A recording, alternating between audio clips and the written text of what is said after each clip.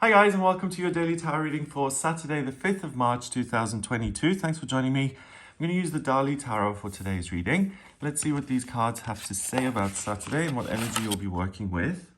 So I'm just going to shuffle these a few times, choose 3 cards and see what the tarot has to share and what it wants you to be aware of. So let's see what that is.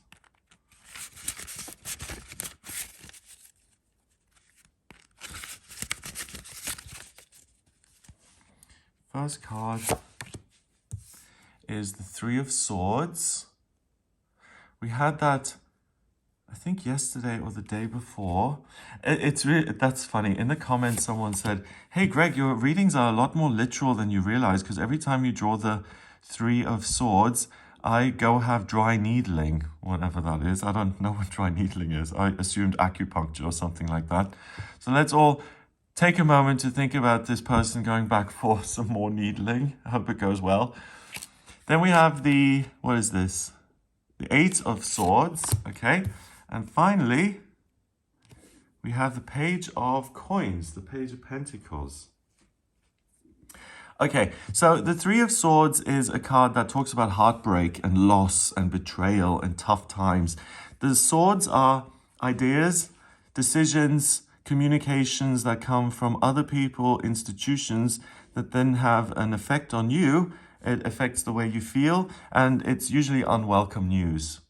So, "I'm sorry, honey, but I don't love you anymore. I'm seeing someone else." Or, "We don't want you to be part of this institution anymore. We don't think you represent our value system and beliefs very well, so we'd like you to exit, please." Or it's, "Oh yeah, I told you that I was going to do this, but I really didn't feel like it, so I just swept it under the rug and ignored it. Sorry." So it's those kind of things that you're like, what just happened? And it creates a sense of shock and, oh my goodness, really, is this happening? So brace yourself for some sort of conversation or some sort of circumstances that comes into your life that feels less than welcome. And it puts you in a bit of a spin where you then have to say, okay, this fallout, I'm going to have to deal with this now on my own in order to fix it. And I feel the best solution on this day is to jump into action rather than to delve into the emotions. The only example that's coming to mind really is if I had this happen, I was cooking something and I moved away and I got something out of the cupboard and I came back and the frying pan, the handle was sticking out, and I knocked the handle as I was getting the glass out of the cupboard, and everything that was in the pan then fell over and onto the ground. So the food was wasted and spoiled. And I looked at it and I was like, okay, I've got an option here. I can either get really upset that this food I bought and tried to cook is now gone, and I can get really annoyed about it, or I can just clean it up. I know that's a really trite example, but what I decided to do is, okay, don't even go into the emotional stuff and just clean it up, resolve the issue before you feel anything about it. And just by jumping into that, I cleaned it, like 2 minutes, and the whole thing was done, and I started again. And I didn't dwell on the feeling as such. And that's what I'm getting today, that if something negative happens, or you hear something that you don't like, don't focus on that too much and immediately ask yourself, well, what is the solution?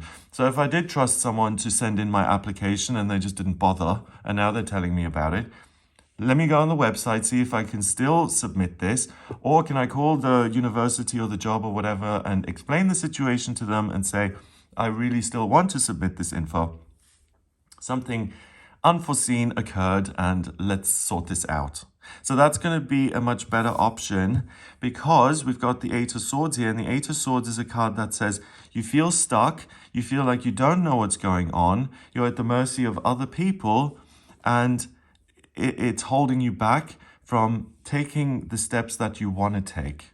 And the cards are saying that you are free to take whatever step you want. It may not be exactly how you wanted to approach the situation, or it may not exactly feel easy, but the key is to embrace your fears and to act regardless of what's going on and regardless of the doubts and fears you may have.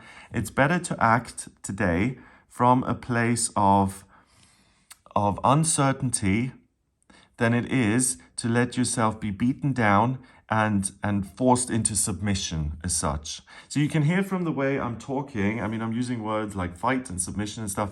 I don't think it's going to be the easiest day in the world, because you are dealing with circumstances which feel cutting as such. They make you then... The Page of Coins is very inexperienced, right? So we've got this child here. So it may feel like, wow, I don't really know how to deal with this. I've never been in this situation. I've never had to deal with anything like that. Embracing that feeling and saying, okay, even though I don't have a roadmap or a complete blueprint for the way out, I'm going to try and work my way through it. And I'm going to put my negative feelings on hold for the time being. And instead, I'm just going to get practical. I'm going to focus on the actions that I can take. And the cards are saying that, one, you're able to then resolve the problem, because the pentacle is to do with your practical circumstances. And here it kind of looks like an ace to me. So something is presented to you and you're rewarded if you keep going, regardless of your doubts. And the second thing that you benefit from is that you actually learn through this experience, so that if it ever happens again in future, then you're not going to feel so out of your depth. You're not going to be as thrown by unforeseen circumstances. So usually with the Eight of Swords, we've got a woman who's blindfolded and she's standing in this kind of moor where a few puddles are around, and she's surrounded by 8 swords. And the message the card tries to convey is that you can't see things clearly. You don't have access to all the information. And not only that, you feel intimidated and oppressed by what is going on. So by trying to look at the situation logically and gathering all the information in order to resolve a problem, that's only going to confuse you more and is going to make you feel more stuck. The trick is to look at the little puddles on the ground and to use your intuition, your feeling, your animal instinct that says this is right or wrong, and to simply go with that. That's the way out. In this deck, we've got a woman kind of holding this butterfly, and the message is that you can really prove to yourself that your circumstances don't define you. You can transform and act regardless of what is going on in your life. You do have control. And that then proves to you how resilient you are, that you're not a victim or at the mercy of other people's agenda or plans for your life. Even if it feels like you're the most inexperienced in that situation, you still get to say yes and no, and I will and I won't, and I decide to or I decide not to. You know, this little girl, she hasn't gone to university. She doesn't know how to make money. She doesn't know how to take care of herself. But that doesn't mean that she doesn't have a will of her own or a mind of her own. She can decide whether she wants to get changed or not. So that's the thing I'd like you to focus on, your basic instincts that say, I'm going to move ahead, or I'm going to go in a different direction. That's really the thing that's going to serve you the most. And what I'd like you to let go of or ignore is negative things that come at you via other people, and to realize that that is their stuff, not yours. And to create a real distinction between other people's wants and needs and your own. Because I do feel that there's a lot of pressure coming down on you that says, you have to do this, otherwise we're all going to be disappointed, or we're going to see you as unreliable or whatever. So we're going to force you to comply or to take part in this thing that we want to do. So the page is a court card. It either appears as a person in your life. So if you meet someone who is very, very willful and you feel like they don't have the right information and it is now your job to tell them what to do, back off. Because then you're doing exactly what I've been talking about, and it makes that person feel heartbroken and betrayed. But it can most likely, I feel, is going to come up as a feeling within yourself that you're like, okay, I know what I want to do, but I really don't know how. So maybe I should just give up on my hopes and dreams until I know more, and maybe I should defer to the wisdom of others. And that's what I think is the big no-no. defer to your own wisdom, to your own willpower, and make it happen. Then we have a dragonfly down here. And to me, a dragonfly represents an innocence, a lightness of being, a connection with your own true nature, which is beyond question and which doesn't need to be understood intellectually. So if it doesn't make sense but you feel it, that ought to be enough on this day. You're not going to be given a 5-year plan here. It's going to feel somewhat murky and possibly even scary. And the key is to be on team you. That's what's going to bring in this pentacle. That's what's going to give you satisfaction, security, and a sense of wealth, abundance, and pride in your ability to act. So you can really prove to yourself that you are not your circumstances. You're something completely different and beyond your circumstances.